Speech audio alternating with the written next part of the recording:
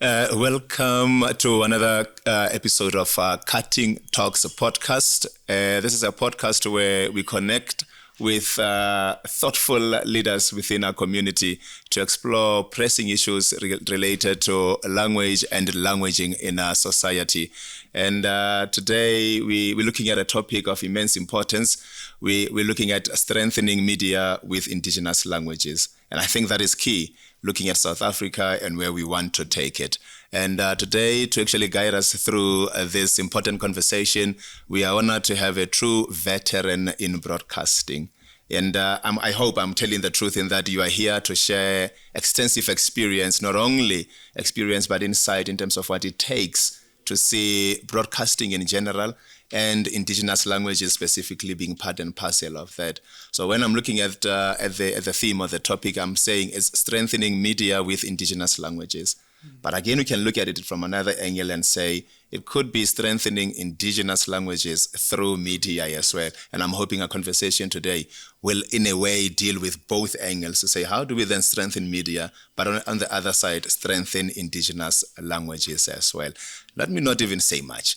I intentionally said he, because na Sesotho saka se sose monate hasi phunywa ke monga sona. Yeah. Ntate, who are you? Thank you so much. My name is Lebogang Matolong, but I want to correct something. Veteran is an old term. I'm not that old. All right. I'm still growing within this media space. The station manager for Motheo FM. A leading community radio station in South Africa currently. Yeah, we have just cemented that. We come into that. Yeah, Don't spoil it. We come in there. Yes. Yeah. So I'm a scholar of this industry. I learn as I grow. I am very much interested in making sure that our indigenous languages are well kept within the media spectrum. All right. Yeah.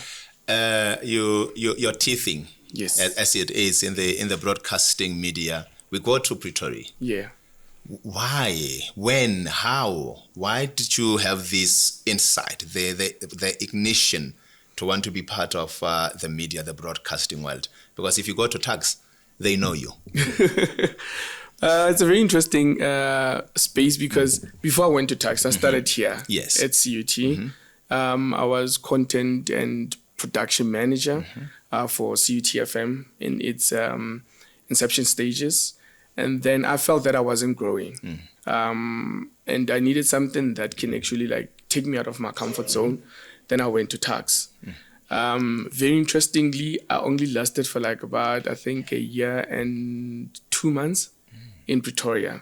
But what I saw there, I felt that we can still do it in Bloemfontein. Yeah.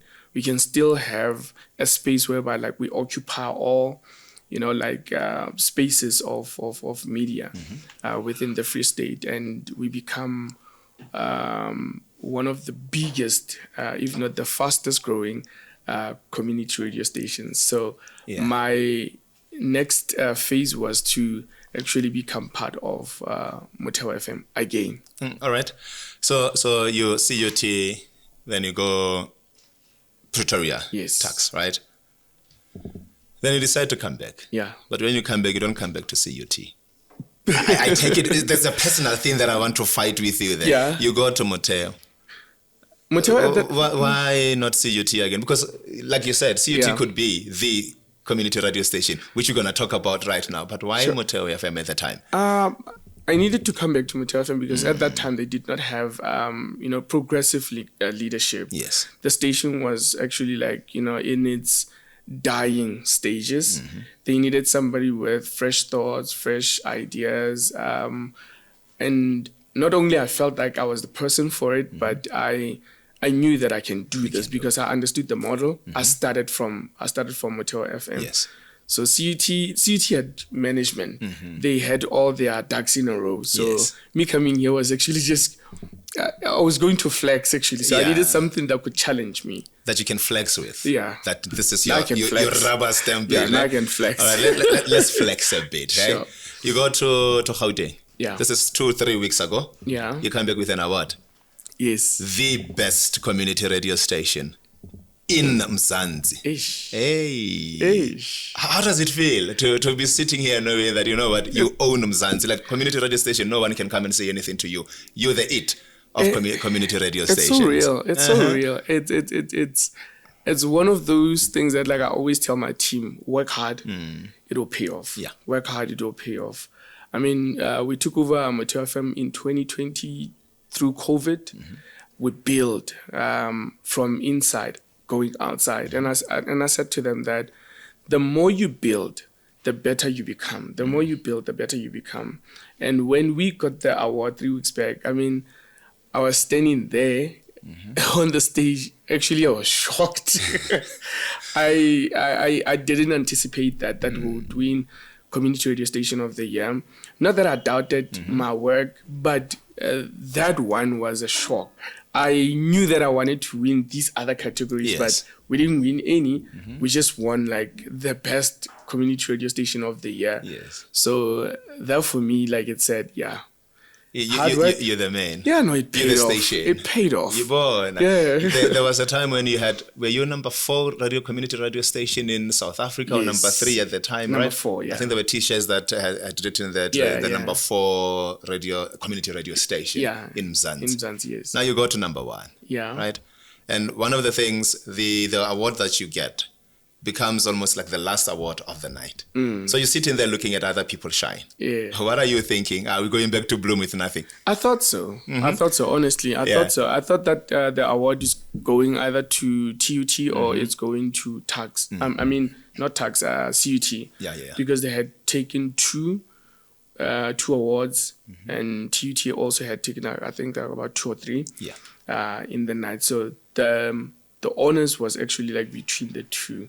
But when the big award was awarded to us, I looked at the small awards. Yeah. And I said, it was good not getting those ones. We're good.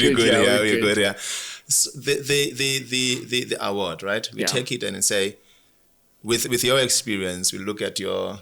Should I say how many years you've been in the broadcasting? Yeah, like about 16. 16 to 20, right? If you take CUT and your stint at Tags, and then the time you've been at Motheo FM could actually lead to almost 20 years. Sure. Community media in general, you could look at it from a radio perspective. You could even go your newspapers, your TVs, and all those things. How does it then, in terms of your experience, looking at the time you've been there? How has it enabled this connect with community? For us in Bloem, for them in Gauteng, you spoke about radio stations around there, those who won the awards. Sure. But mine is about community cohesiveness, connection. How has that actually enabled that in terms of the media spaces that we do have currently? You know, like I feel that when ICASA or the government then sat down and said that they needed community radio stations, is because of when you listen to your PBSs, your commercial radio stations, they talk at the listener, not necessarily talking to their problems or to their immediate, challenges that they have. So when you have a community radio station, firstly, you are creating access to information that whatever that they need to, they can go directly to that radio station and actually ask about such. I mean, look at like how far Makraf is to where somebody that's living in Rocklands stays. But when we take somebody that's living in Rocklands to Twin City where I am, I'm accessible. The information that they need, they can get it readily available there and then.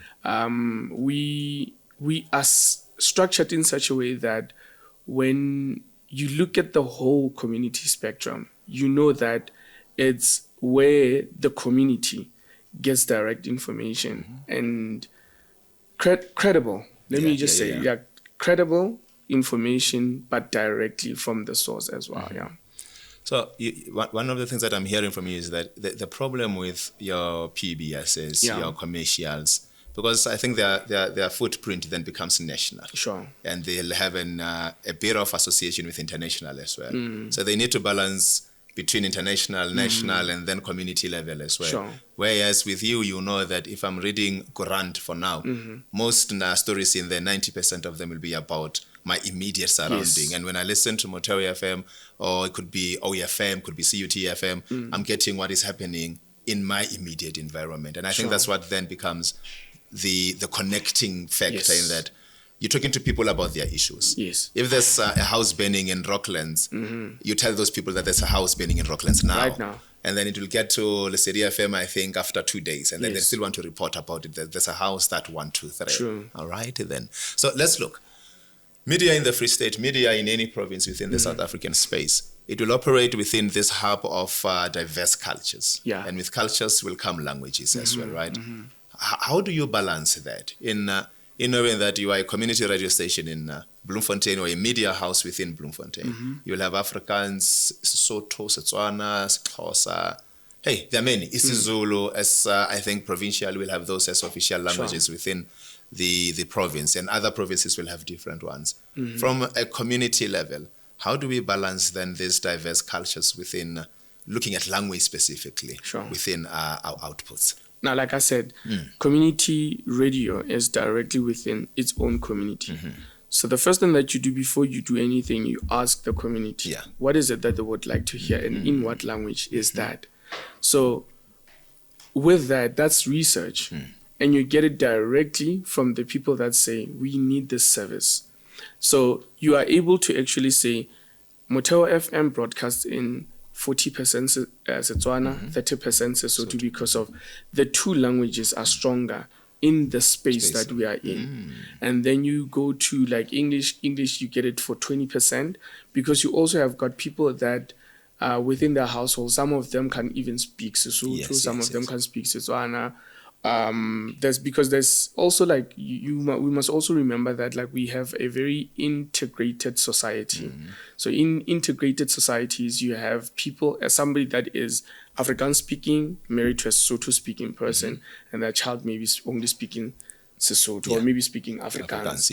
But when you have English becomes the like the direct medium that the two can still hear each other within that language. So that's why we put it at 20%. And then you have 10%, which is in Afrikaans. Afrikaans, we also check that there is other radio stations that are providing Afrikaans services, which is your Rosa Start and then your OFM. But we can't neglect that as a service from our side, because we also have got like the colored community that is there. We also have got like the white community that we're also servicing. So we put in that to strengthening the language as well, that languages shouldn't die. We are the bank of languages as community radio stations. So we bank on these things. Okay, I agree fully with you. So my question is in no way in disagreement with what you're saying.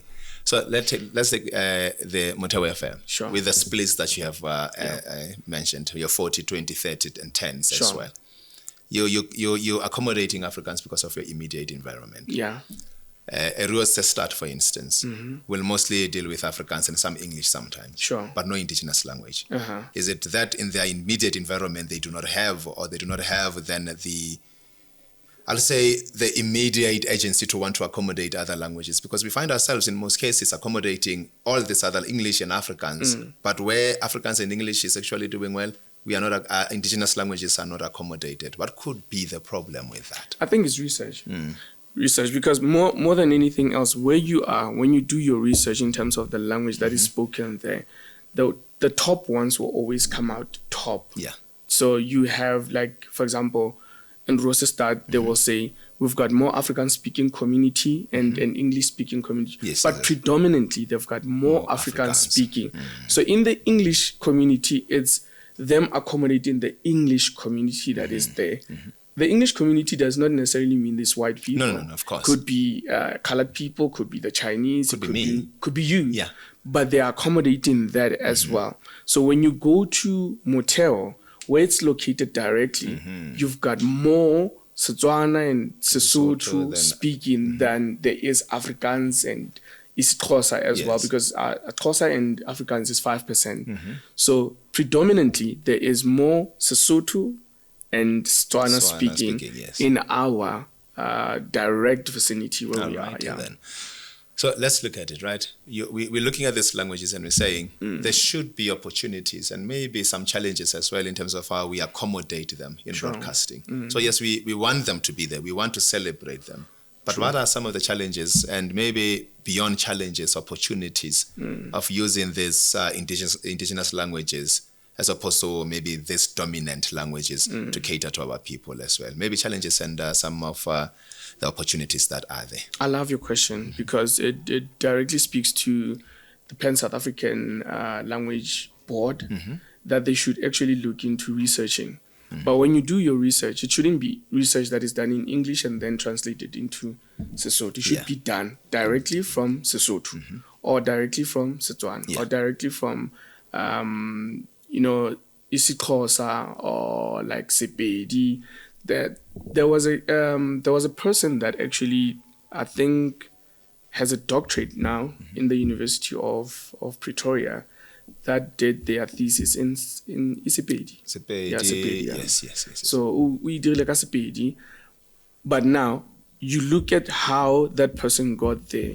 There was funding models that were put together so that they can be able to access that information in Sepedi. You see, so when we fund more research that needs to be done in Sepedi, Sesotho, isiXhosa, all our indigenous languages, we are able to preserve the culture, we are able to preserve the language, we are able to preserve the ethos of the language, the dignity that it has.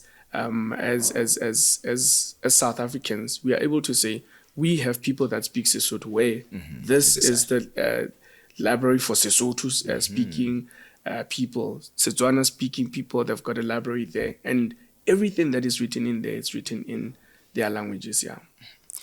All right. So we look at this and we say, let's have these resources available in different languages. Sure. But we struggle. Digitization becomes key, I think, in terms of how we do things. For our languages to truly have that space, do we really need a physical library there? Or we may need something, because I'm just thinking to have 12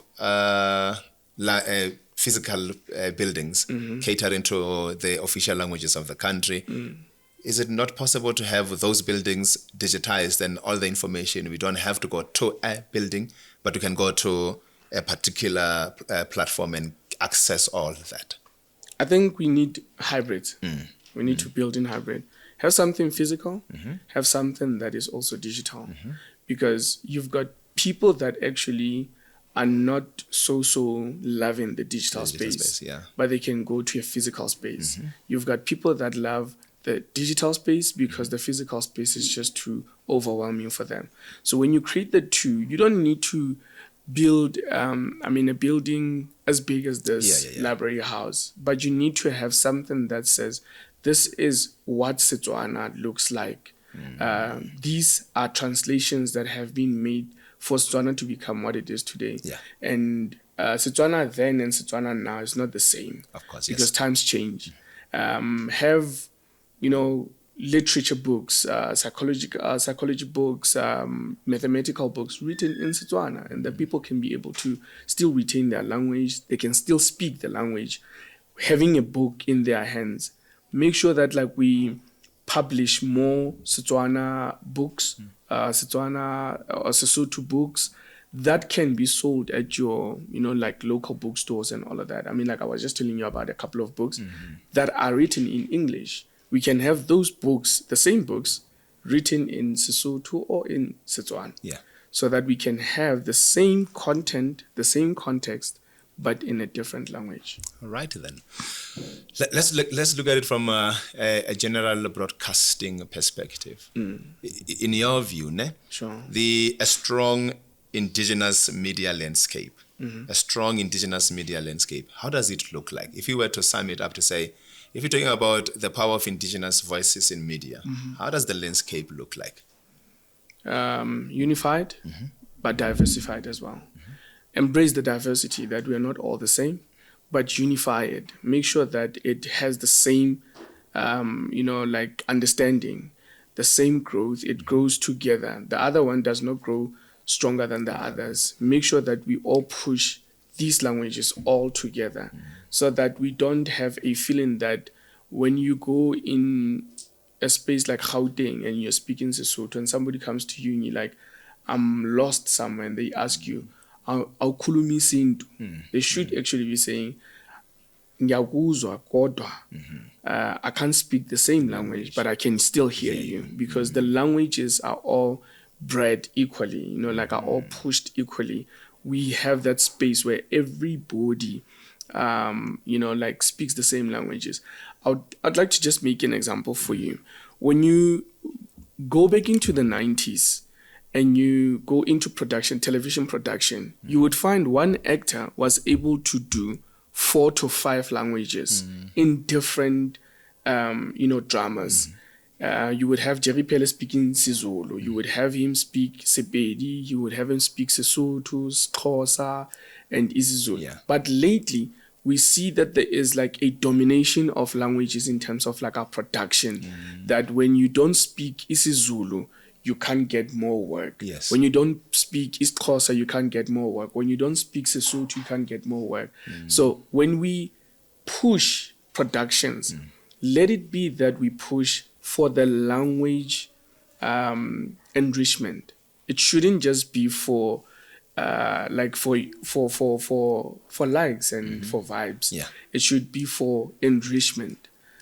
I mean, the Afrikaans community is doing so well because they invest into their own. So we need to also invest into these different languages. And we have this tendency of looking at Afrikaans and wanting to blame it for growing and for being used in any way. True. Because you sit with an Afrikaner. Their first preference is to read something in Afrikaans. True. You sit with a Mosotho. Their first preference is to read in English. And then later we come and say, hey, our languages are not growing, but this is Afrikaans that is growing. Government needs to do something. Forgetting that we are the first, I think, steps of how government should be doing things in any way.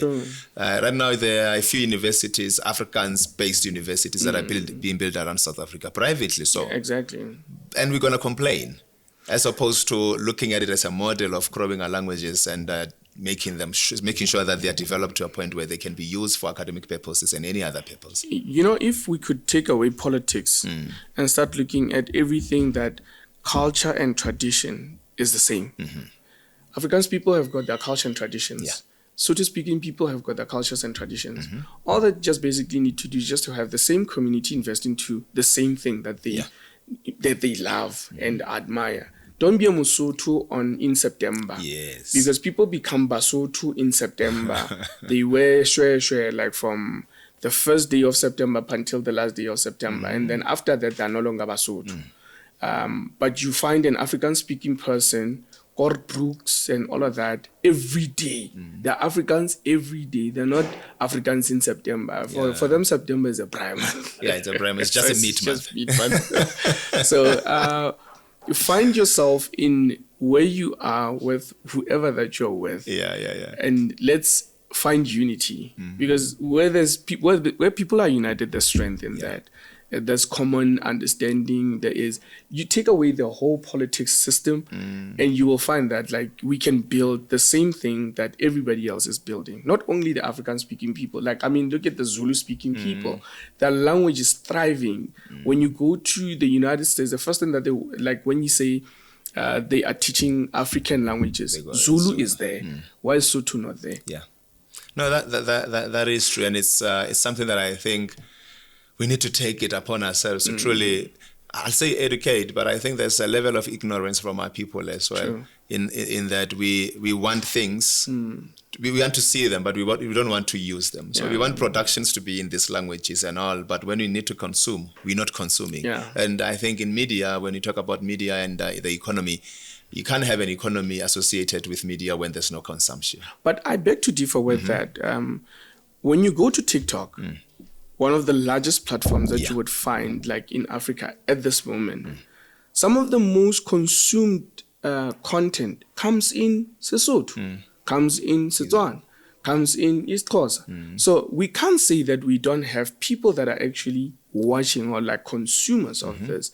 We just have people that are not marketing right.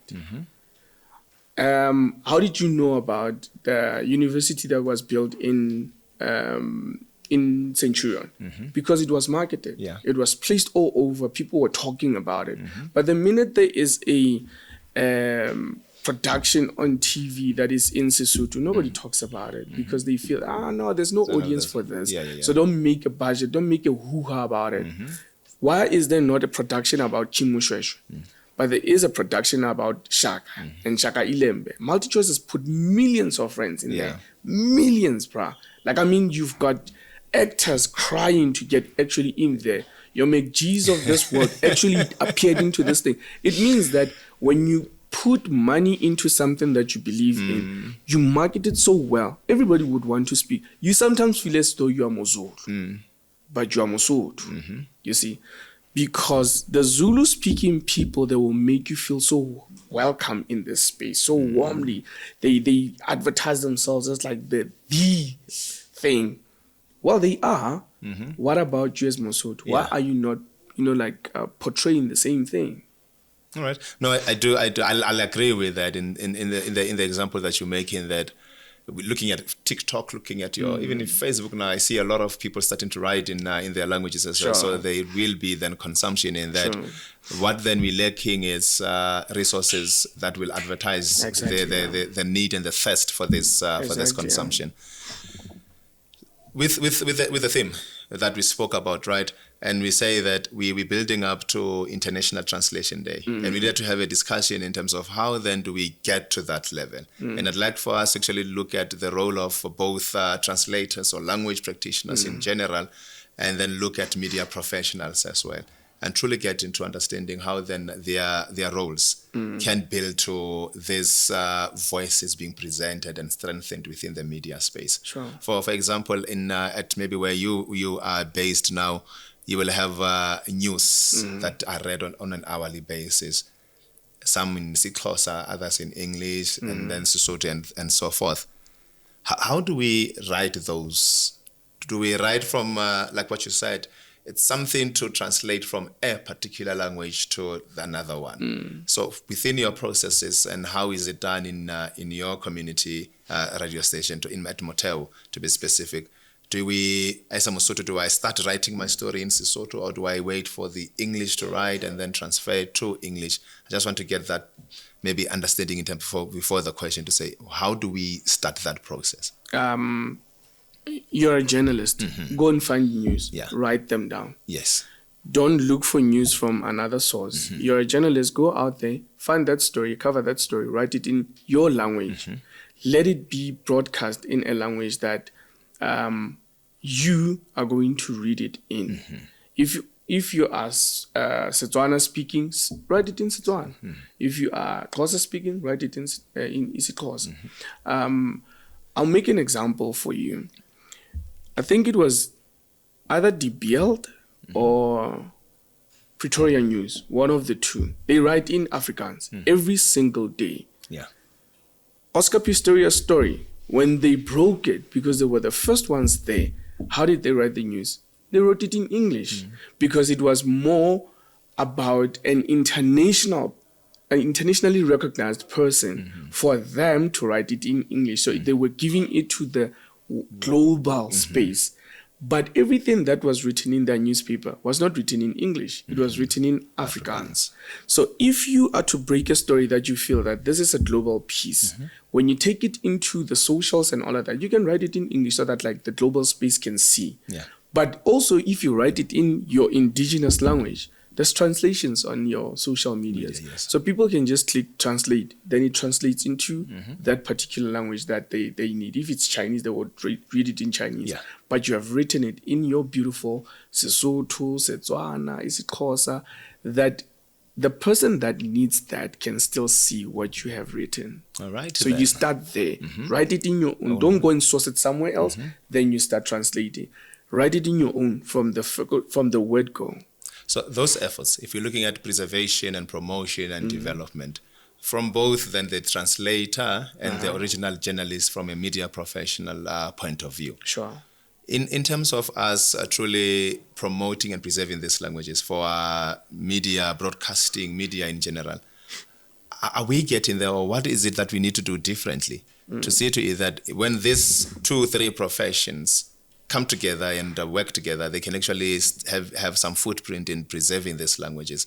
Are we there? Are we still far, or will we get there in terms of us knowing that, you know what, once I have written a story in Sesotho, it will be, I'll read it in Sesotho as a journalist, and then someone will come as a translator, translate it into Afrikaans or English or isiXhosa. Yeah.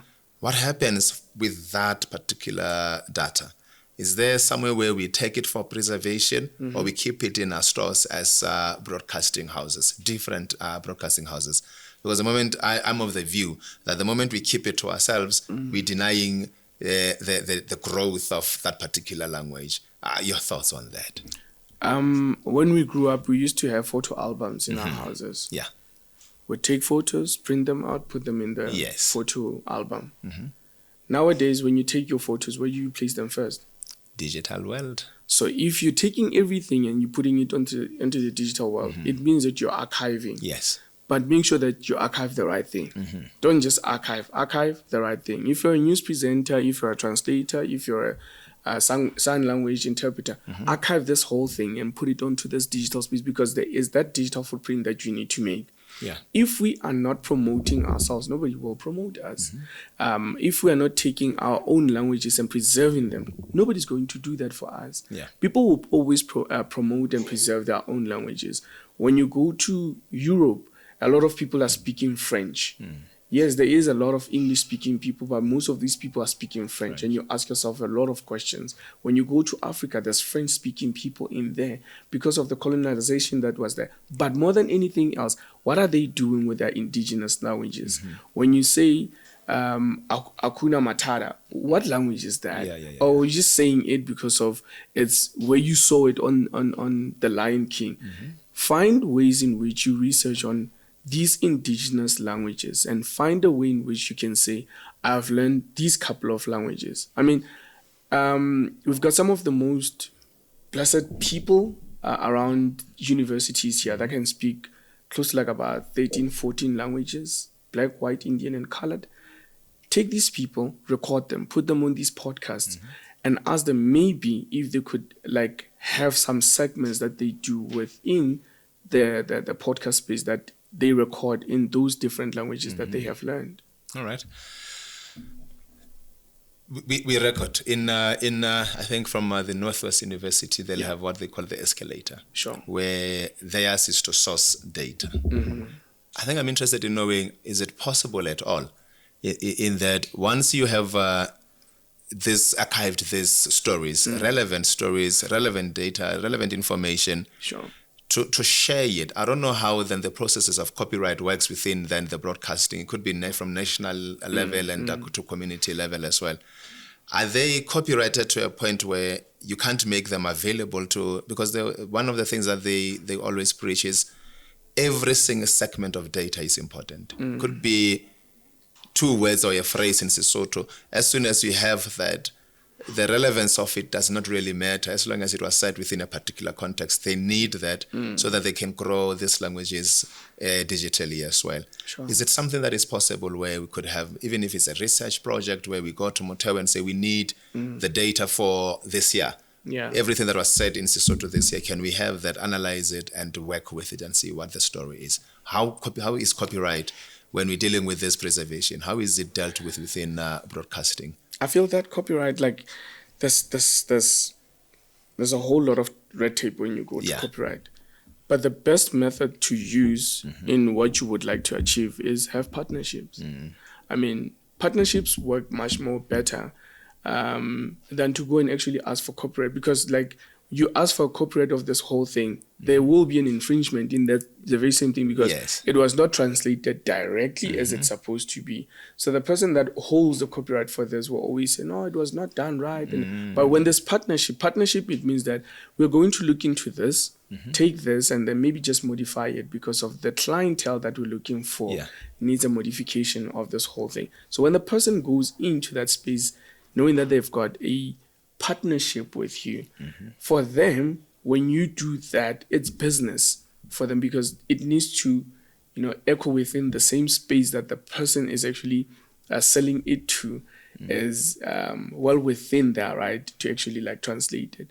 But when you say copyright, like I've seen a whole lot of lawsuits when it comes to all this whole copyright thing. So go into partnership with people, go to communities, partner with communities. There's a lot of learned people when it comes to these languages. So if you partner with them through their radio station or their community newspapers, or maybe even the SABC, or maybe like or OFM or whoever else, partnership is important. All right then. Noted. And I think we shall start partnering with relevant people. I want us to move to a point where we locate this discussion to the mandate of the language services of the university and the language policy that then drives that particular mandate. But I want to shine a bit again. You know, I always give an opportunity to people to shine. In your immediate environment, there should be a story that lives within you that was actually, could be reported on, could have been something that was said on air, but it was in one of the indigenous languages, could be the ones that are part and parcel of the station, or any, because I know you don't have any coverage of Chivend. Sure. But there's this lady who's forever calling and speaking Chivend. Sure. Yeah. Anything that comes to mind that you say, that particular segment made a difference in how our community or even how our station went and did things from that day on. What could be that one tale? 2021, there was a Mangaung shutdown. Yeah. We knew about the shutdown before the police knew about the shutdown. We knew what was happening in the shutdown because we had our journalists infiltrate these small spaces, and we became the intel for the police. Yeah. And how was that done? Because the people that are actually operating the shutdown, they were not speaking English, they were not speaking Afrikaans, they were speaking Sesotho. Yeah. So you needed somebody that could blend in with the same people that will understand what is actually being discussed here. So whatever that was happening, we were able to report it directly in Sesotho. Yeah. So that for us, it positioned the station as the station of choice, the right space in terms of information. I mean, from that day up until today, we still have got stories that we take to OFM that they will translate into English or Afrikaans that come directly from us as a community radio station.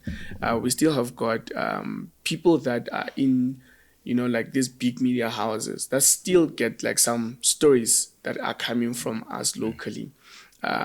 We still have got partnerships that we have made from that day up until today. So for me, that's one of the most inspiring moment that I saw the need for community radio station.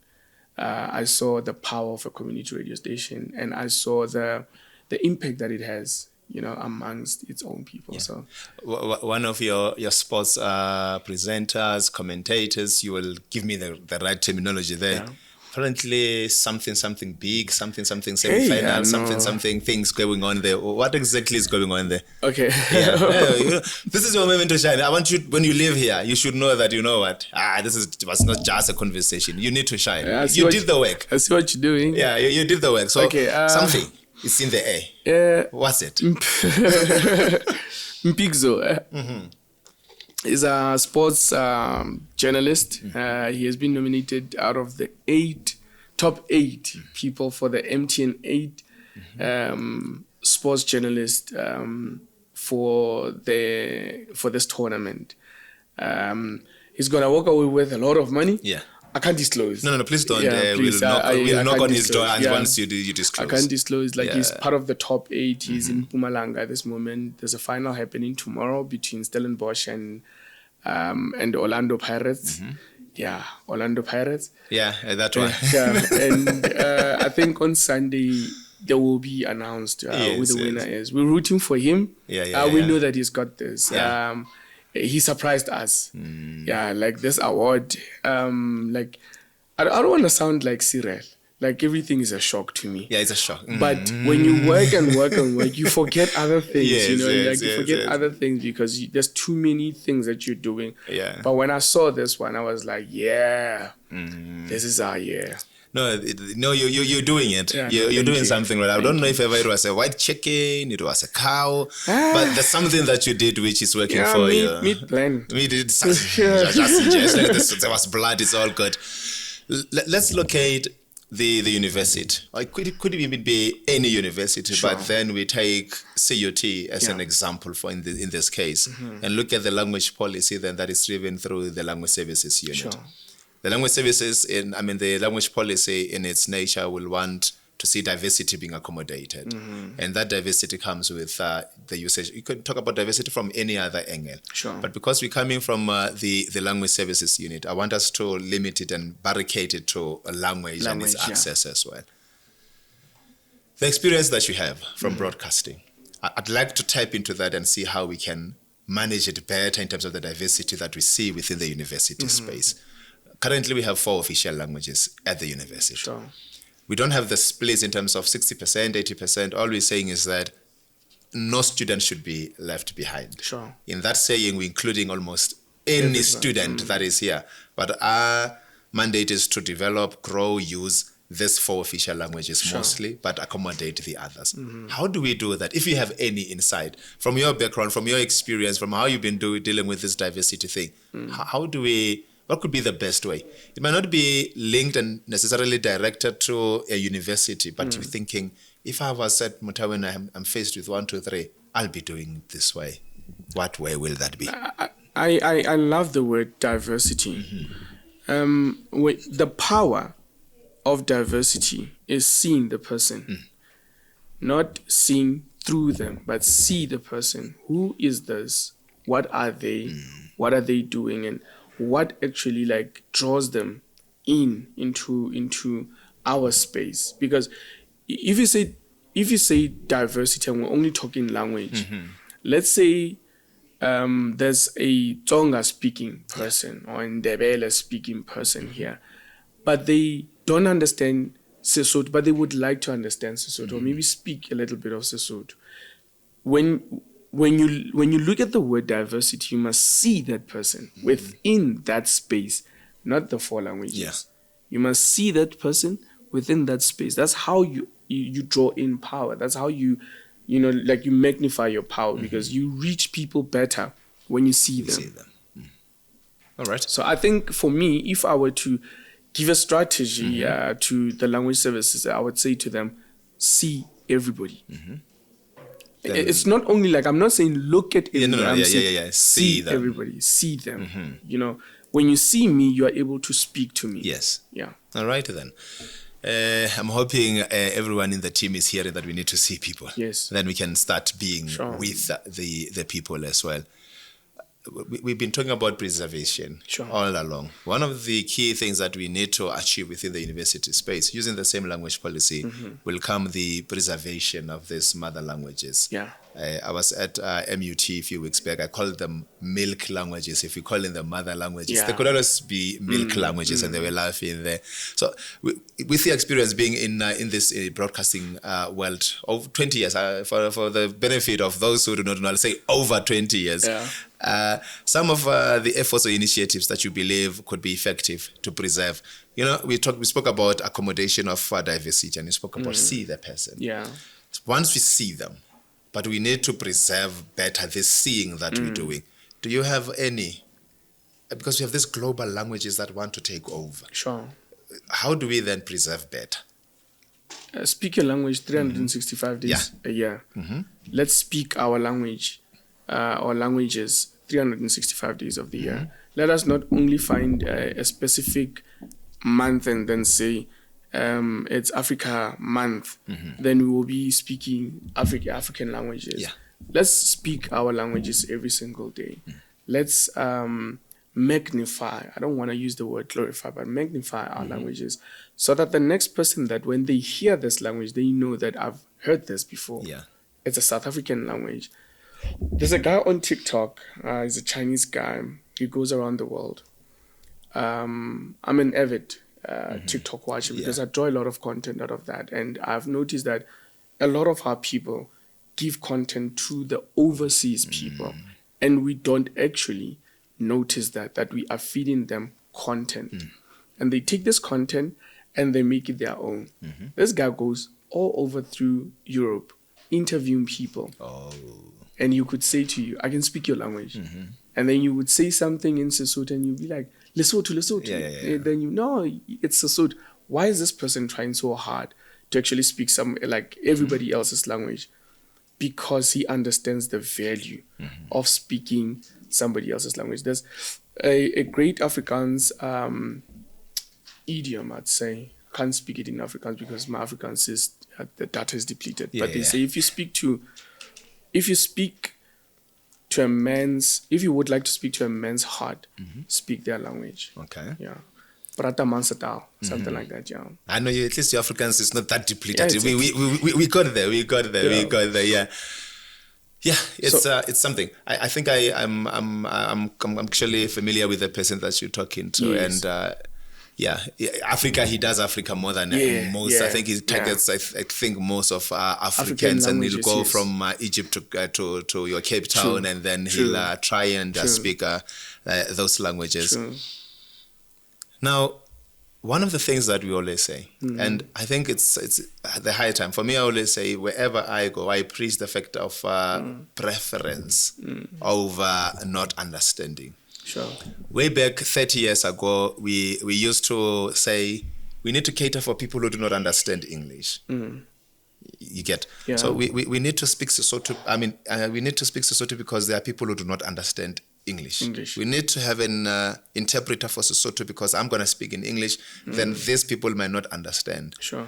And I'm saying 30 years down the line, we should be in a space where I'd speak in Sesotho because I know there are people who prefer to listen to me speaking in Sesotho. Yes. Because I have a view that, there could be a few people that might not understand me when I'm speaking Sesotho or English or whatever the case could be. But preference to a particular medium, to a particular language should surpass the need to accommodate differently because of other reasons. Could be because of comprehension but we should be preferring our languages.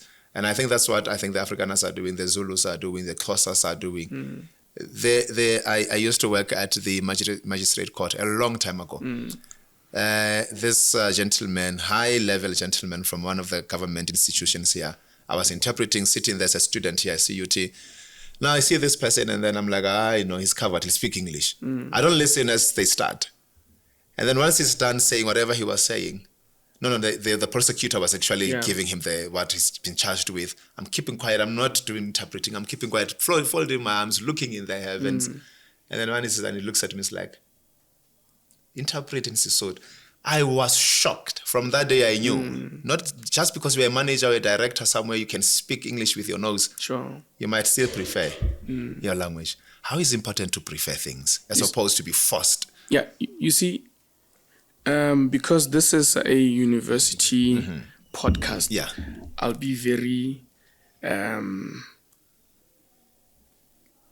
be very kind with my words. Yes. Assumption is a mother of all mess ups. Oh, okay. Yeah. Yes. So when you assume something, you mess up all the time.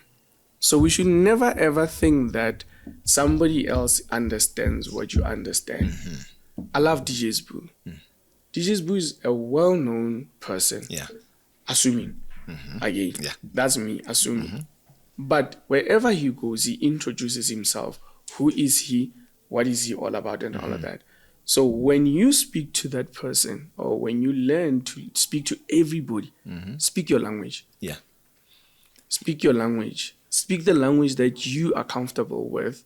Make sure that they understand the language that you're speaking. No, I agree with you. Yeah, let's learn to teach people our languages. It's so very nice that sometimes like you're sitting in a braai somewhere in the north and somebody says, Yebatung. Yeah. And it's a different color than yours, but he says it better than you. Yours is Ebatung. Yeah. It sounds different, but it's so great to see that there's people that actually are putting in an effort to learn other people's languages. Yeah. We were at the location there on on the 8th, on Monday. Yeah. Literacy Day. As we get there, it's a kindergarten. So we're there to contribute and. So this white lady, she comes. As she comes, I start speaking in English, of course. And I can tell you, from that English, she did not hear the English, started greeting me in Sesotho. Exactly. And I thought, it's just a greeting. So and now I'm trying to be accommodative in terms of how I use my Sesotho. My guy, that lady floored me with Sesotho, right? Exactly. Where I had to start now speaking Sesotho as I could speak it with you, because now I was trying to be accommodative. Yes. To say, I know she's trying to say welcome. She learned Dumela, Lekai. After that, I know we're going to go back to English. Never happened.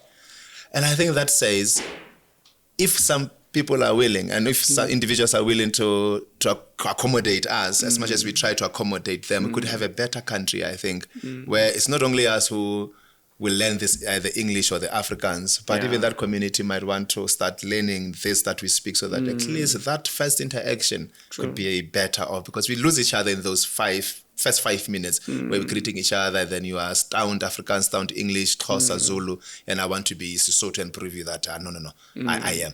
That lady taught me assumption. You said it, I'm not going to complete it. Yeah, assumption is that one. There's a project that I'm starting. I'm still busy with it. It's still in its inception stages.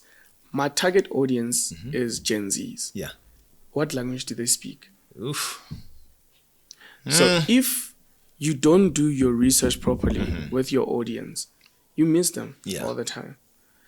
We're talking vibes. I'm in a space of vibes. Everything is vibes. I feel that like sometimes the quality of my English is going that direction. Yeah. But I said to myself, because I want to get to know these people.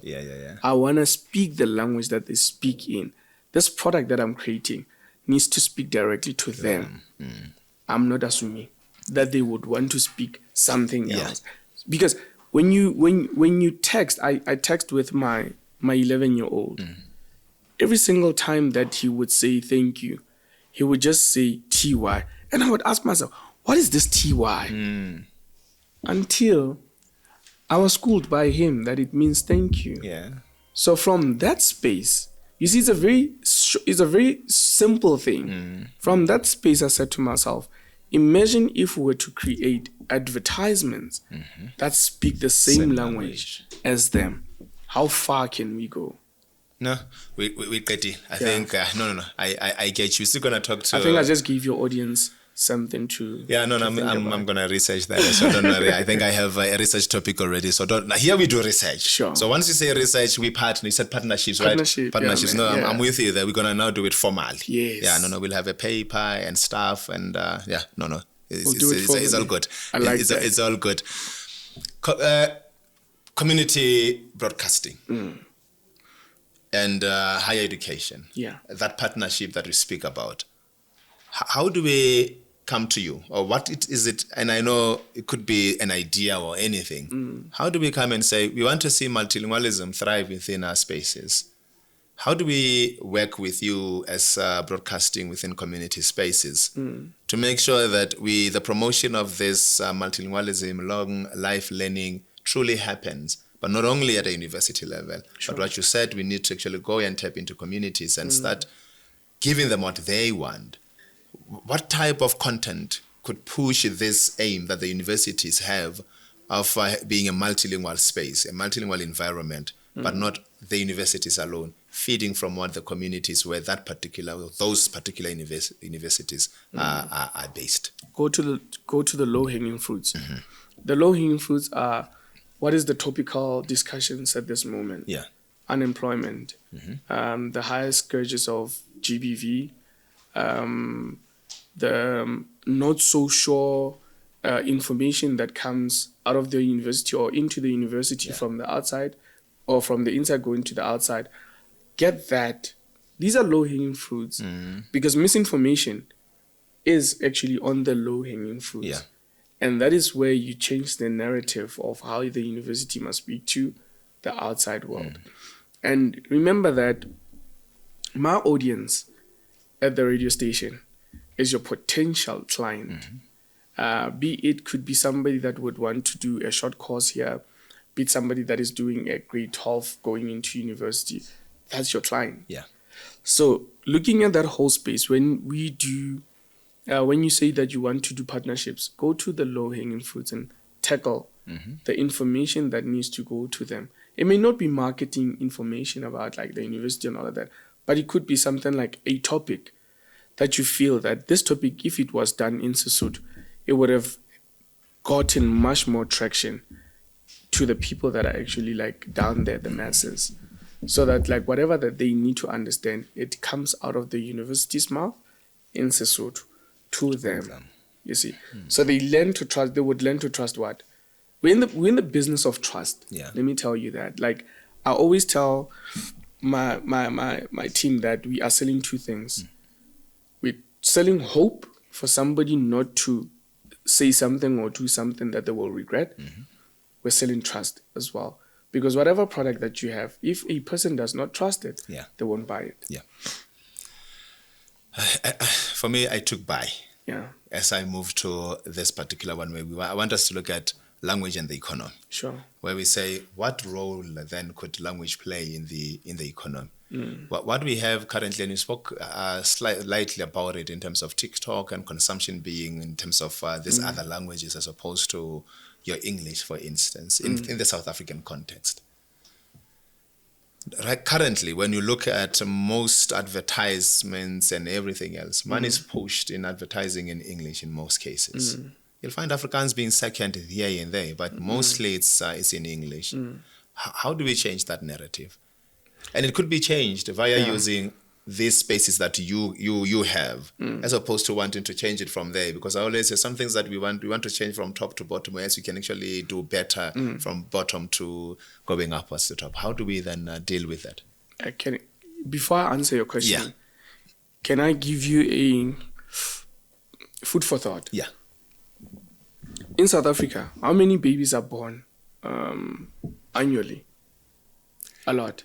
No, there's many. There's plenty. Yeah. Most of them, they speak indigenous languages because they come from indigenous languages. How many mothers out of those babies have smartphones? A lot. A lot. Why don't we have an app that can actually play lullabies in their indigenous languages? Yeah. So if you say the economy and the language is economy. Is economy. The language is economy. You can do a lot with language if you look right. Yeah. Like you look at the product right, language is economy. Everything that is being done, whether it's done in Mandarin, it's because of they're pushing that particular language. It's their economy. The product becomes the product that they are packaging the language in becomes just I'd say a vehicle to take the language to you. People that were taken from, not taken, I need to be very careful with that, that were sponsored to go and study in China, I think like about 10 years ago. Yeah. What language are they speaking when they got back to South Africa? Mandarin, most of them.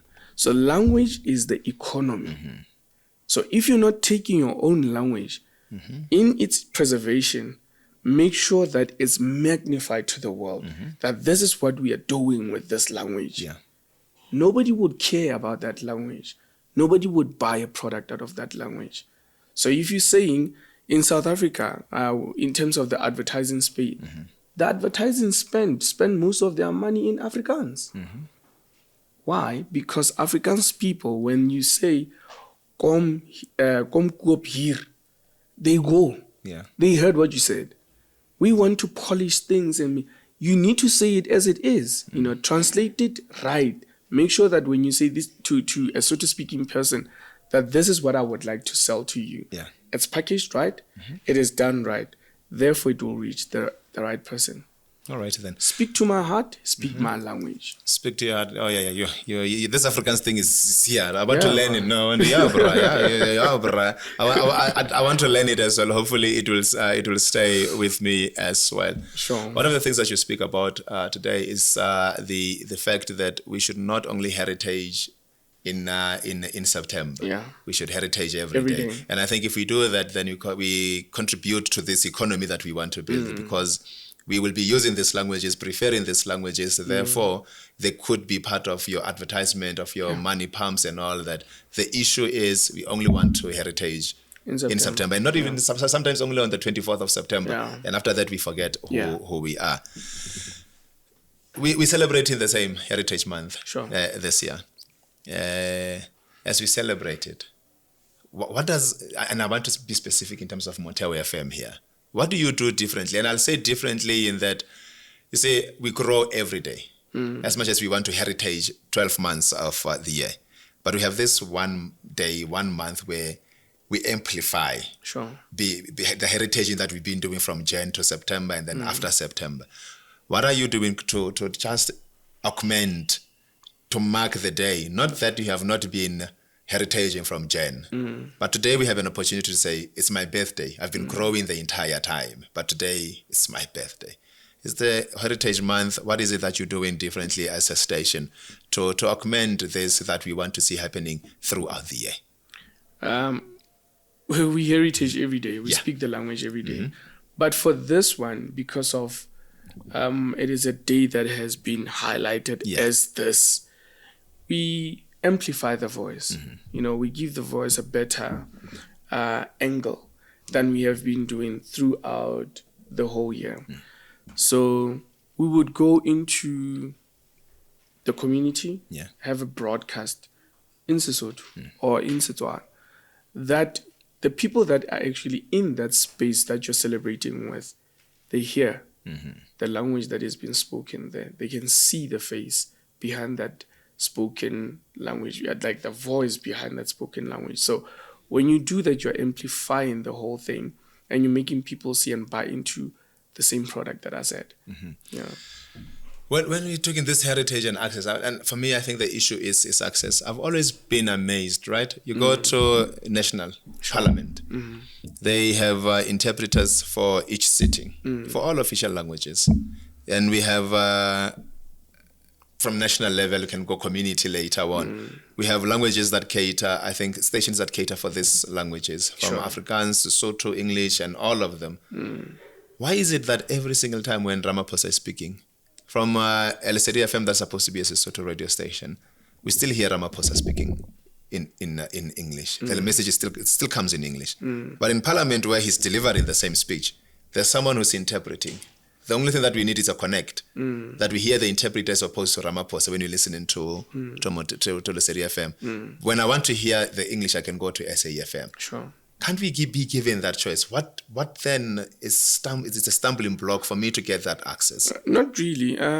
It's more of when the president gives a speech, he's not an actor.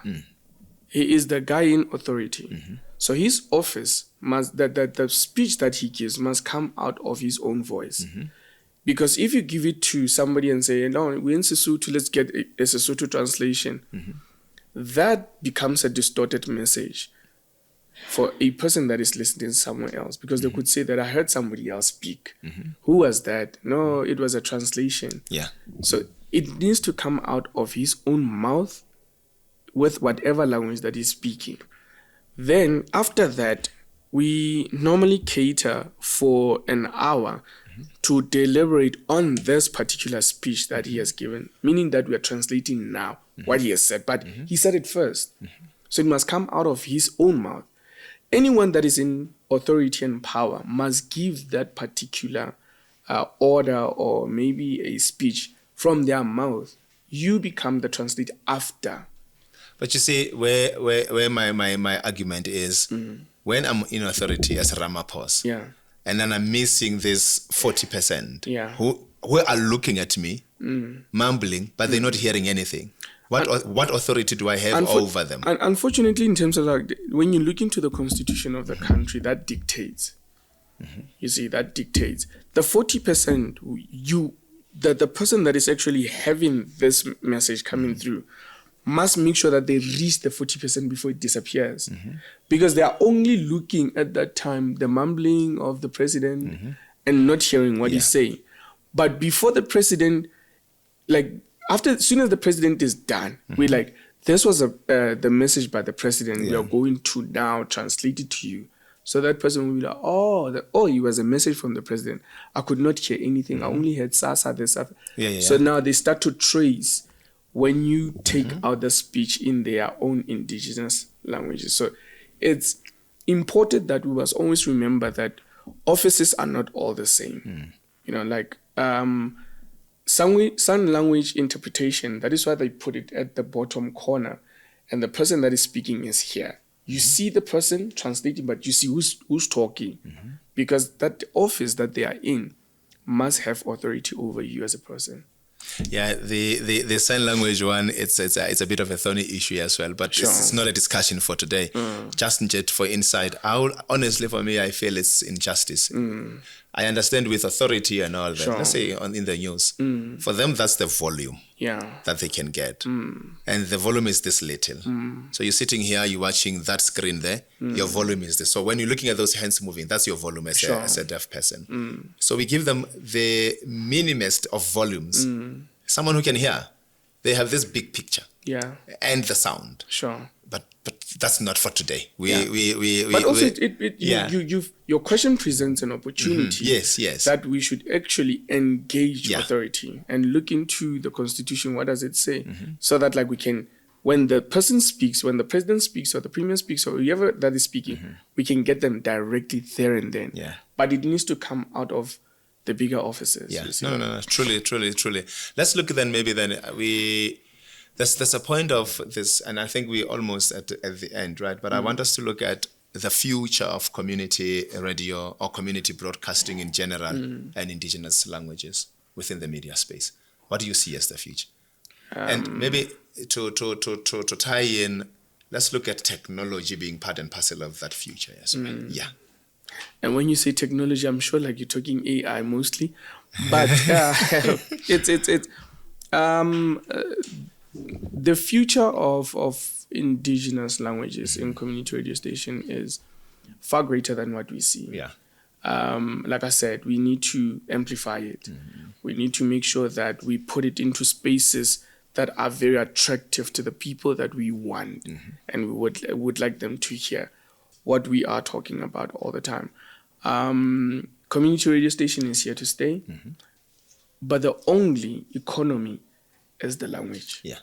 So if we preserve the language and we make the language stronger to the broader mass, then you have the most formidable form of communication in terms of community radio. So if we are at CUT, we have students studying media, others are studying language, other universities will have them in communication and media as well. If you were to give them any advice in terms of what to look out for, what to be ready for when they go out, because sometimes you study. The reality of the industry is not part and parcel of it, because we do books, we do theory, some practicals here and there. How does it look? What's your advice? How does it look out there once they want to get to that space? Okay. I'll only speak on radio. AI is a threat for lazy people. It's a threat. Like, honestly, it's a threat for lazy people. We're going to start recording your voice. Then we are going to say, we thank you. We'll take your voice. We'll put in scripts into that voice. We will work hard to get the scripts into that voice. That voice will read the script the same way as we've always been asking you to do research, to do a script. Because now you no longer want to do it. You will just hire your voice, and then your voice will just do exactly what it needs to do. Do not become a babysitter for a transmitter, meaning that you're just going to go into there, do what everybody else is doing, play music and do nothing else that is better or that is attractive to the person that is actually willing to actually listen to you. You need to make sure that you grow. You grow within this space. If you grow and you work hard, AI becomes your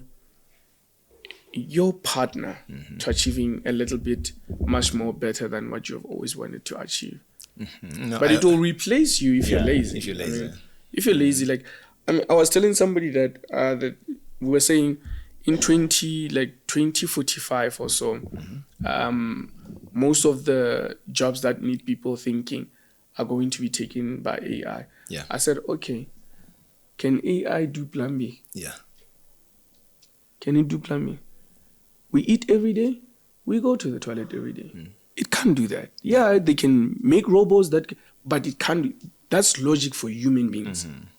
So it means that the more we start, we stop making this thing think for us, but it must think with us. Not think for us, but think with us. So it grows with you. It shouldn't grow better than you. It should grow with you. I use AI platforms all over, but they can't think better than I do. I always think better than they do, because whatever that I give to them, it's my thoughts. They must do exactly what I say it must do.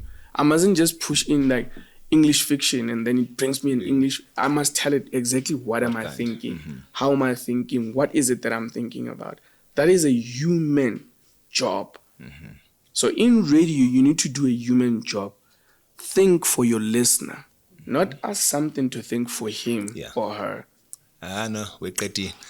Let's, before we we spoke to the students. Yes. But we still have a community right there that listens to community radio, that consumes community broadcasting. If there'll be one takeaway that you say from this podcast, this is the one thing that you should take from this podcast, especially looking at a theme in strengthening the use of these indigenous languages within, or the voices within the media space. What will be that one thing that you say, take it with you? Community radio station is the power of a community. The more we have listeners listening to these community radio stations, where they fault, find a way in which you can go and correct that. Don't become a person that listens to community radio station where they fault and then you start bashing them on socials and all of that. Go to them because they are directly within your reach.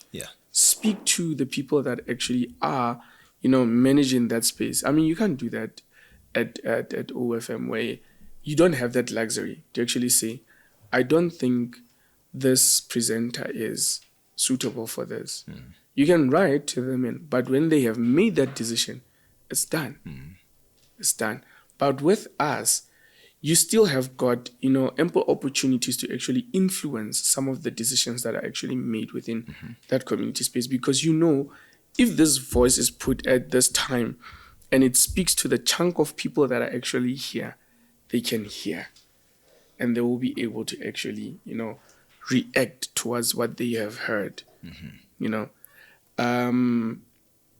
This is the only platform that gives you real change. Not something that is plastered somewhere and is given to you in plasters. We give you real change. If you say there's a pothole in Danpinar there and then you call a community radio station that is broadcasting around Danpinar, that pothole will be attended to. I don't know by who, but I know that it will be attended to. The power. Yeah, I'll tell you after the podcast. No, of course, we'll talk. Ladies and gentlemen, let me then take this opportunity to thank Ndate Lebogang Matolong, yes, sir. I nearly said programs manager. Hey, no. The station manager of the number one community radio station in the country. Not in Bloemfontein, not in the Free State, in the country. No. Thank you very much. We're always waiting for you to be number one. We are never going to call you as number 4. No. As number one, we call you. Exactly. And we appreciate and we're truly proud of your achievements. And let's take it home again next year. Thank you. Right? It should be like the grade 12s have been doing it for over 10 years now. 10 years now, yeah. So let's take it to 10 years as well, being the number one. We'll do yes, so. Thank you very much for allowing us to actually have you here and your valuable insights. Thank you. Zitra Films, as always, thank you very, very much for helping us with the production. South African Sign Language Interpreting. And let me also thank the Language Services Unit. As I always say, the A-team. We are doing it in style every single time. Today, obviously, we spoke about, I think, one of the great critical topics looking at strengthening our media spaces with our indigenous languages, having that voice being part and parcel of that. That's something that you said in Afrikaans, and I'd like for you to repeat it. There's a saying in Afrikaans that your data was depleted, but as we end, let's go to that Afrikaans thing, because I think it summarizes everything that we're speaking about here. Praat die man se taal. Praat die man se taal. Yeah. Alles is reg after that one. Yes, alles is reg after that one. Within the language policy, ours is to accommodate diversity. And I think these platforms truly becomes engagements, and in the future, they become, I think, could be archives that will actually in the future say, we've been doing this for a very long time. Let me then thank everyone who has been part and parcel of this particular podcast. This officially has been the Cutting Talks podcast, and we are out of here. Thank you very much.